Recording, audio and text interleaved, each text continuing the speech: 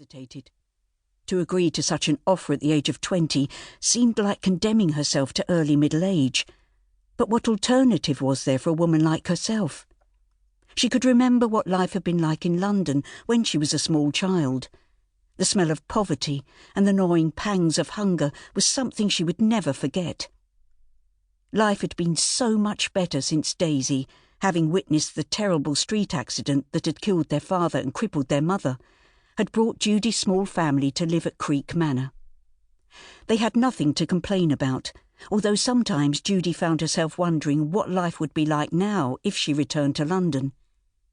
She had broadened her very basic education by reading as many of the books from the late Squire's library as she could, and she had had the added bonus of sharing lessons with Mary's youngest son, Jack, who had been a somewhat unwilling student. They had been close friends since childhood, although she had seen little of him since he went away to the school that educated the sons of gentlemen and the ambitious middle classes.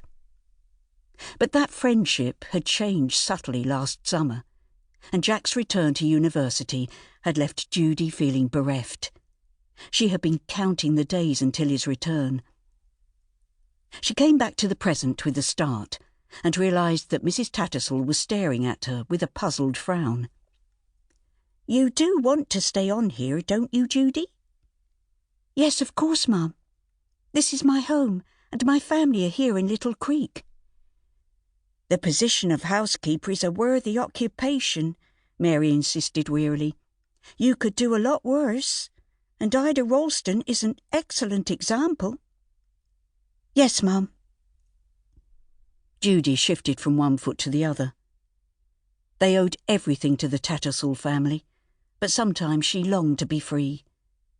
There was a whole wide world out there, although her choices were limited, and she would either opt for a life in service or marriage to one of the village boys she'd known from childhood.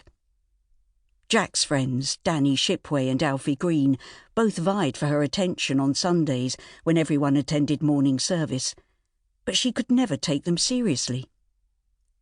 "If that's all, Mum, I'll go and check on the arrangements for Master Jack's return from university." Mary's face lit up with a smile. "I can't wait to see him.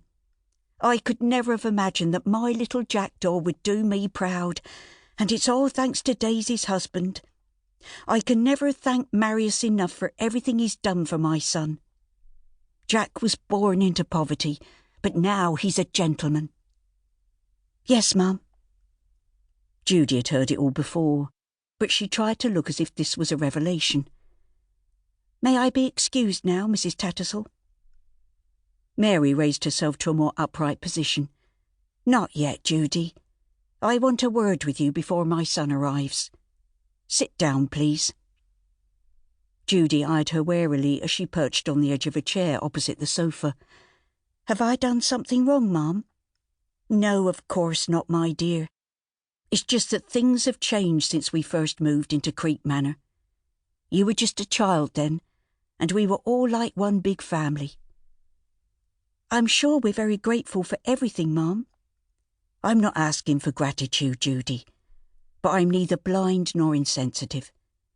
I know that you and Jack were always good companions, and I suspect that your friendship deepened into something more when he came home last summer."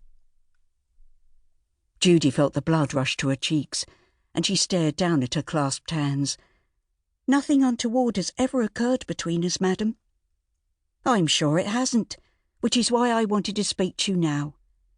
Jack will have to take over running the estate, because it's become too much for me, even with all the help I've had.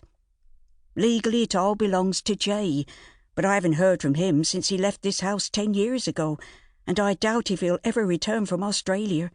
So that means that to all intents and purposes, Jack will be lord of the manor."